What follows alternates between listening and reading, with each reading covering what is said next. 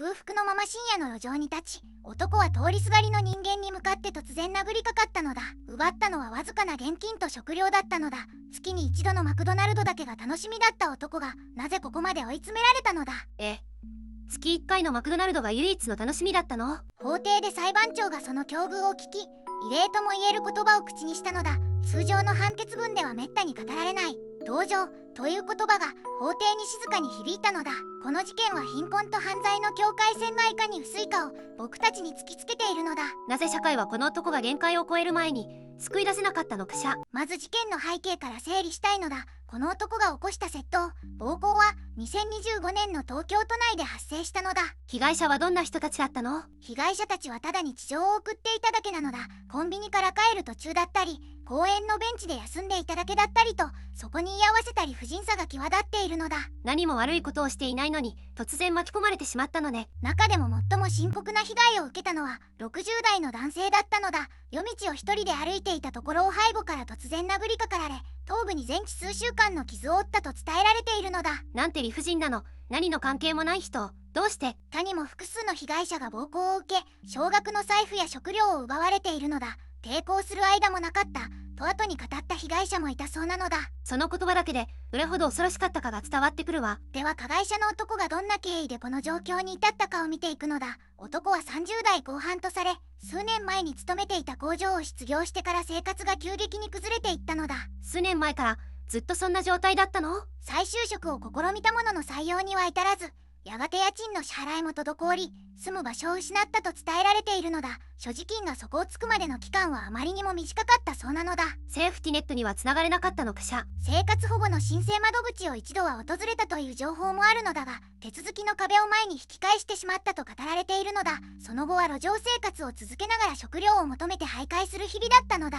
助けを求めることさ諦めてしまったのね。月に一度だけマクドナルドで食事をするのが唯一の楽しみだったと法廷の証言で明らかになっているのだ。それ以外の日は廃棄食品や残飯で飢えをしのいでいたとされているのだ。月に一度の食事が楽しみ、想像するだけで胸が締め付けられるわ。そして犯行の直前、男の所持金はゼロだったのだ。次の食事がいつになるかもわからない極限状態がついに臨界点を超えたのだ。でもだからといって他人を傷つけていい理由にはならない。被害者の恐怖と痛みは絶対に消えないわよ。犯行当日の朝、男は所持金もなくゴミ置き場の周辺をうろついていたと近隣住民は語っているのだ。空腹のあまり立っているのもやっとの状態だったと伝えられているのだ。そんな状態で朝を迎えていたのね。午前中、男はコンビニやスーパーの前をいくつか通り過ぎたのだ。だが財布には1円も入っておらず、ただ店の前に立ち尽くすだけだったと防犯カメラの映像が示しているのだ。そこまで追い詰められていたのね。それで犯行はどのように起きたの？この後、事態は急転するのだ。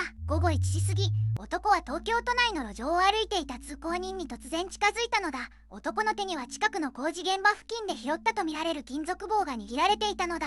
男は背後から足音を殺して被害者との距離を詰め、ワンを大きく振り上げたのだ。金属棒は被害者の肩口に叩きつけられ、鈍い衝撃音が路上に響いたのだ。被害者は何をするんだと叫びながら地面に膝をついたのだ。男はそこへさらに馬乗りになり、カバンのストラップを力任せに引っ張ったのだ。被害者が抵抗のために腕を上げると、男は再び金属棒を振り下ろしたのだ。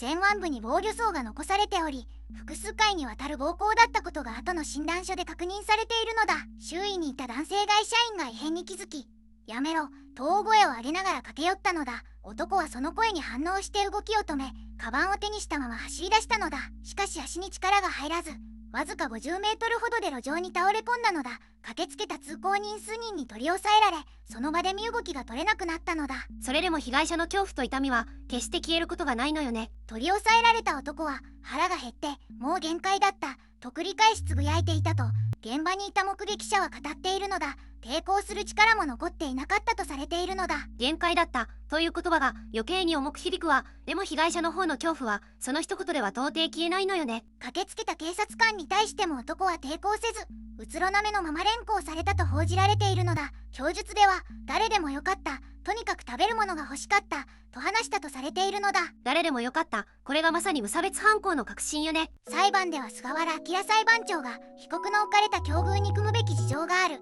と異例の言及をし、注目を集めたのだ。裁判長でさえ言葉を選ばずにはいられないほどの極限の状況だったということね。ここからは僕とメタンの見解を話したいのだ。事実だけじゃわからない部分について私たちなりに考えてみるわよ。僕がまず気になるのは、この男性の人生のどこに分岐点があったかということなのだ。月1回のマクドナルドが唯一の楽しみという状況は一朝一夕に出来上がるものではないのだ。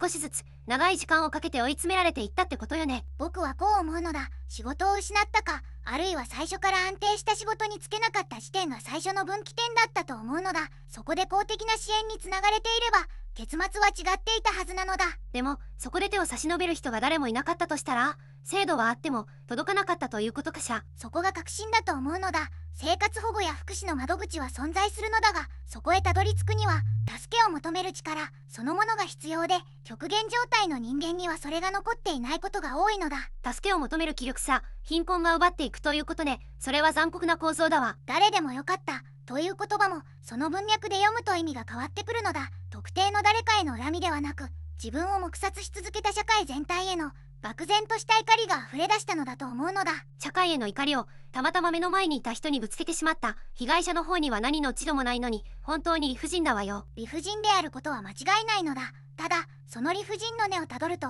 社会の見えない壁に突き当たるのだという点は直視しなければいけないと思うのだ。裁判長が汲むべき事情があると異例の言及をしたのも、そういう構造を見ていたからこそかしら。その可能性は高いと思うのだ。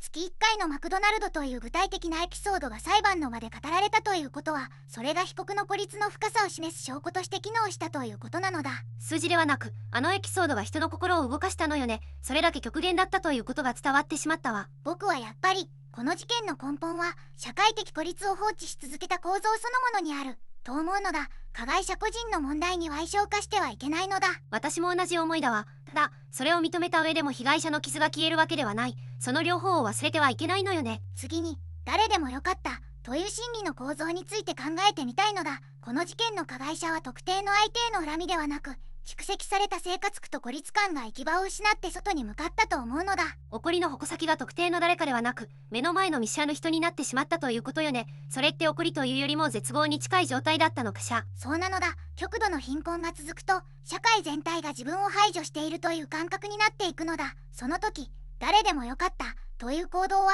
特定の敵への攻撃ではなく、社会への漠然とした抵抗として現れることがあるのだ。それが被害者にとっては全く理不尽な暴力になるのよね。絶望の出口を他者に向けてしまった、その残酷さが胸に刺さるわ。だからこそ重要なのは、その絶望が臨界点に達する前に誰かが介入できたかという問いなのだ。